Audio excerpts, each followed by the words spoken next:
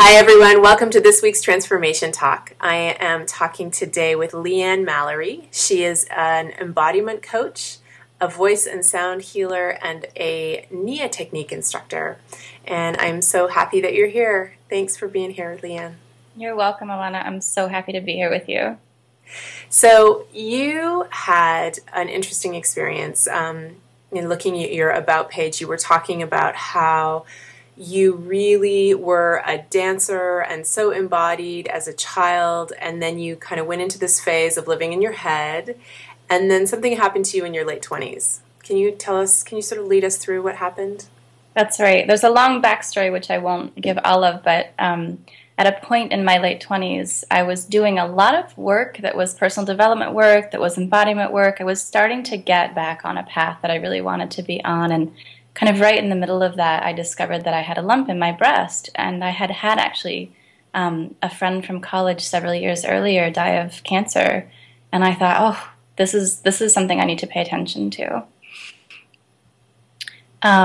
So at that time, what was coming up for me around my life at that moment was a lot of struggle in intimate relationship, and I was really clear that that was something that needed to shift. And when I found the lump in my breast, it felt like an intuition. Like my sense of it was, this is a way that you're eating yourself up from the inside with the emotions, with the drama that I was going through in this relationship. So I had a partner I'd been with for 7 years, who I deeply loved and deeply loved me back, but the dynamic was super unhealthy, and it just felt like a way of my body kind of talking to me and saying, hey, you need to pay attention to something right now.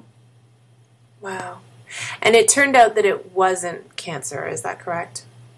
It's been a really interesting journey, and it's a challenge sometimes to talk about. What happened was I live in California, and I had a pretty radical woman that I was working with as my gynecologist at the time, and she said, you know, you're young enough and healthy enough that it's probably not cancer. She checked it out. We'd kind of did a bit of looking. We did a couple of sonograms and different things that were less invasive, and figured, you know, it's probably not cancer. And so we decided, rather than to do anything further and more invasive that could later on lead to more damage of cells and potentially develop a cancer, that we would monitor it. So we ended up, probably for 6 years or so, we did every 6 months, sonogram, and just watched it and checked the shape of it and the size of it, and they're actually still present in my body. They've got a bit smaller, so I'm curious about what's shifting for me right now, but they're just, as far as we know, benign little tumors in my breasts. And at the same time, I'm also aware that at that moment I really made a commitment that I was going to stop what felt to me really like almost an addiction to relationships that were toxic for me. So within about 2.5 months, I had both healed in many ways and also ended the relationship with my partner. Wow. Went on a very different path, and have been since then, continuing to study somatic work and to practice Nia and to do all the things that I do for my self-healing and self-care, and to work on that pattern that draws me back into some of the relationship dynamics that make me sick, that make me feel sick, and that make me lose myself in my body. Beautiful. So what kind of emotionally, what came up for you when you discovered the lump and you made this decision to just monitor it instead of doing an invasive procedure? It felt like a moment where I just couldn't breathe. And it wasn't really one moment, like there were several different moments, and yet somehow if I look back on the experience overall, it was just like this, and then this pause and not knowing. And in that moment, surprised, like I thought I would feel more afraid than I did, and what I actually felt was more clear than I had before. Like, oh, right now I'm paying attention in a different way. Because it wasn't a surprise. Like I'd been working on the dynamics and the struggle for quite a long time. And it was like, yeah, this is an issue. It's just who I am. It's kind of the problem that I have. Everybody knows this about me. Like my friends know. I'm a drama queen. I get into these relationship issues. I, disappear. I'm not friends with them anymore. Like things happen, right? That was the story of my life. And at that moment, it was like things going to be different now. And I just got really present and really clear that I needed to take it seriously. And I felt kind of like time slowed down. So I felt a lot of fear, but it was like the fear was kind of slightly behind this other sense of me more knowing and taking action. And it just felt like one step and one step and one step. And I didn't, I suppose in that it was like an experience of fear in a different way. Interesting. So can you talk a little bit about what some of those daily changes in your life look like? I mean, you say that you went back to, you focused on Nia and the relationship stuff, but can you get a little specific? Yeah, I can get specific. A lot of things in the last few years. I was working a full-time job that had me actually spend a lot of time away from my partner, which had been one point of contention in the relationship. I think I had just around then certified as a Nia technique instructor and was starting to have like a once-a-week practice where I got to dance, and it was like, the thing I most love to do in the world that I was spending like 1 hour a week doing. So I started to, over time, make requests, first and foremost, of the company I was working for, and they were phenomenally supportive, always pushed back on me, and then I pushed right back on them and started to ask more for what I wanted, and would get a no and would go, but here's why. Here's why this is important. Here's why I need this to be different. I'm not really surviving in this way. So one big change, obviously, was that I changed the status of that relationship. He and I are now really good friends, but not in a relationship anymore. So kind of making the step that was very scary to me to let go of that. And he was my life. We lived together. We had no friends that weren't mutual friends. Like, it was really a big break. 20 years ago, we would have been probably married for 5 years rather than just a couple living together as we were at the time. So I also ended up making a lot of changes over several years with my company, where I went from being a full-timer who had like a once a month or once a week Nia practice to starting to ask for more time off and negotiating like a shorter schedule, and then at some point actually negotiating a contractor status with my work, which was unprecedented at our company. There was nobody who had ever done that before. But I just realized, like, for my own self-care, for my own healing, for my own groundedness, and to really give myself what I needed to be healthy, I needed to make those changes, because that's what my system was asking of me. So currently I work from home for the same company. I'm actually making more money than I was before, which I'm excited to say. But so I have daily practices that I can do now because I'm not going into that 9-to-5 environment. I do a movement practice every morning, which brings me back into connection with my body. I lead and work with people to do singing and vocalization work a couple times a week, which, again, I do it for myself because it helps me to connect again in with myself. I practice meditation regularly, and I teach Nia a lot more than I used to. And for me, Nia is really, it's a little like an orgasm, actually. It's something that just brings me back in and gives a chance to go through lots of different range of emotion and expel a lot of tension that was there before, and to really play on the range of what's possible in terms of getting angry and being happy and feeling all those things. So it's, I would say, a vibration raising practice for me. Yeah, Nia is amazing. I mean, dance in general is amazing, but there's something about Nia, there's just enough structure that it's not completely loose, but there's so much freedom within it and so much emotion, and it, to me, in my experience, it's really felt like a spiritual practice as well. It really has for me too. And we sometimes won't say that because, you don't want to scare people off. It's like, no, it's a fitness, it's a fitness class. We're not going to come in and tell you have to think this way or be that way. And yet there's something embodied in the practice of Nia that really, I think, draws people out, invites people into a sense of self-care and listening. Since Nia is a lot about, what is your body saying to you, and being conscious of that rather than just blowing through that to get some kind of result from a fitness perspective. Yeah. And so now you actually have a course that you teach that you've developed where you help people listen to their bodies. Yes. Yeah. So the course that I've developed is called Guts and Grace. And I've been actually running the course primarily focusing on women with health challenges, like I had myself. I'm actually considering opening it up more broadly to really anybody who wants to thrive. So the concept behind the course is a lifestyle of radical wellness. And what that means to me is like everybody's body's a little different, everybody's needs are a little different. For some people, you know, working 9 to 5 in a corporate environment might be totally right for you. So, I mean, if that's what you're doing, great. And what are the ways where maybe you betray yourself in that, where you then go home and give your time away to your husband and your kids and everything else and don't actually make enough time for yourself? And why do you do that when you know you want to be doing something else? So the course is really tailored to give practices, actual actions, things to do.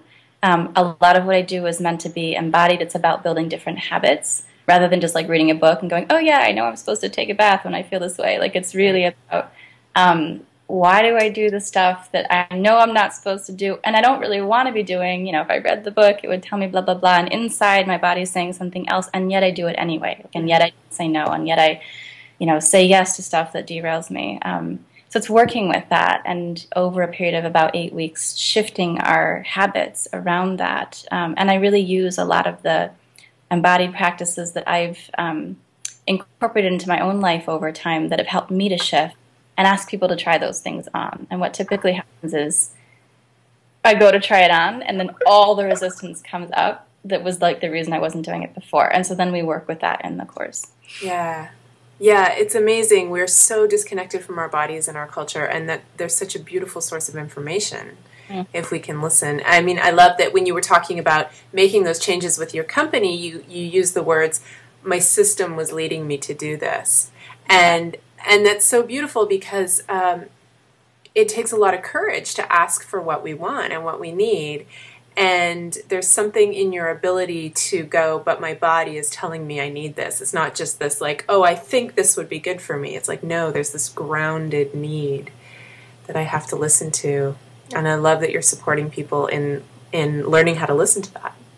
Yeah, it's really one of my, I'm realizing more and more lately how I am a bit of a revolutionary, and if I have a revolution, it's something like that people really, that women in particular stop giving their power away to everybody outside of them, to the experts who know what they should be doing, to their boss who says, you know, if you don't do this, you're going to lose your job, which is almost never the case, especially because, ladies, you know you're good at what you do and what you're providing they couldn't possibly live without. Like, I got to realize in making some of those choices and requests, like, they didn't want to lose me. And when I said, no, I need this, they said, oh, okay, well, maybe we can work with that. And like, we're so afraid that that's not the case. So we give away the power of, you know, what we need, I suppose, to everybody else. And in fact, it's really ourselves inside our own bodies who know the answers to that better than anyone else. So a lot of what I'm about in the world is helping people to trust that more and to honor that more. Great. And if anybody's interested in your program and your coaching, we'll have all your information in the bio below the video. So I'm going to finish up by asking you a couple of questions that I finish all my interviews with. The first one is, if you could wave a magic wand and change anything about the world, what would it be? It's probably related to what I was just saying. I would change that people... I would want people to know the truth, like the truth about how their bodies really work, not what fads say or doctors say or blah, blah, blah. Like, what's really happening inside your body? Why do I really get sick? Why am I really, like, I would want people to know the real answers to those things. And also about the way the universe works. You know, I'm intrigued by things like the law of attraction and all these different things that are out there that are a little countercultural, but kind of work and make sense. I would want everybody to know, and I'm looking for that myself, right? I would want to know too. Like, I would want to know what are the answers about how things actually work so we can go on that path rather than just be pulled and jerked around by the fads or what the media says today or tomorrow. Mm-hmm. It makes me think of a book I just read where they were talking about how, and I've believed this for a long time, and I know anyone who works with the body has a real sense of this, but that we actually store our memories in our cells. They're not necessarily stored in our brain, they're stored in our body. Mm-hmm. And so when we begin to release that, when we begin to move our bodies or even have a chiropractic adjustment or anything like that, stuff begins to release. And it's such a powerful, powerful practice. Mm. So, yeah. Yeah, I love that. That sounds amazing to actually know, have those answers. What is making me sick so I can change it? Yeah, and I think there's only one way to get there, which is to ask and like then to listen. Yeah. So that each person can have their own path and their own knowing of that. Mm-hmm. So what brings you the most joy in your life right now? Dancing. I have been, especially in the last month, I don't know why, but just like crazy to be dancing all the freaking time. And I'm loving it. And it's, I mean, I think I was born dancing. And I went through this phase of, you know, that can't be your job and it's not a real career. And I'm like, I don't give a shit anymore. I hope that's okay.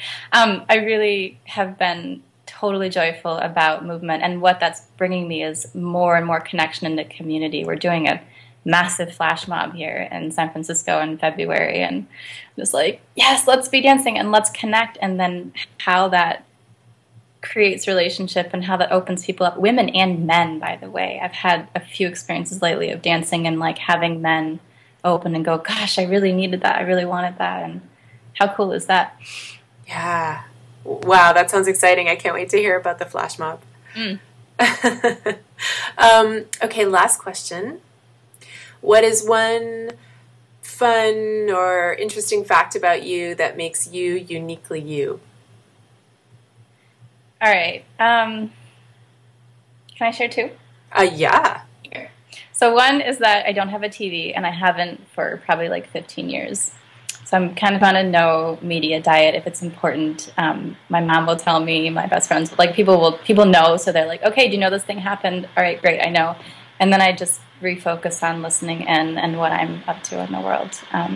That's definitely something a little quirky about me. Second thing is I have really big hands and feet. I'm about 5'2", and my hands are like huge. I wear a size 7.5 shoe, which isn't big, but like I'm really tiny. So I think it's related to like my teaching and dancing. Like there's something about the size of my hands that makes it possible for me to like go like this and have the rest of the room go like this with me. And so I've been thinking about my hands a lot lately. Oh, that's neat. That's neat. I was just hearing recently that we're sort of shifting to a place where our heart energy is now coming through the palms of our hands. Oh. So, yeah, so that makes so much sense when you're dancing, like that energy that's building in your body and coming through your heart and out of your hands. I love that. It's true. We say that in Nia, too, that excuse me, the hands are part of how we express ourselves. Even if we're not someone who seriously talks with our hands, like you can use so much through the hands for self-expression. Yeah. Fun. That's my favorite question. I learned so many fun things about people. And now the world knows something really random about me. Yeah, exactly. That I'm really self-conscious about, by the way, the size of my feet in particular, so I don't tell anybody. Except, you know. Everybody. Oh gosh, well thank you so much, LeeAnn, for your time, and I'm so grateful to have met you and to know that you're out there doing your work in the world. Me as well, and keep dancing. I will, yes. I can so relate to that need to dance. All right, thank you so much. Thank you.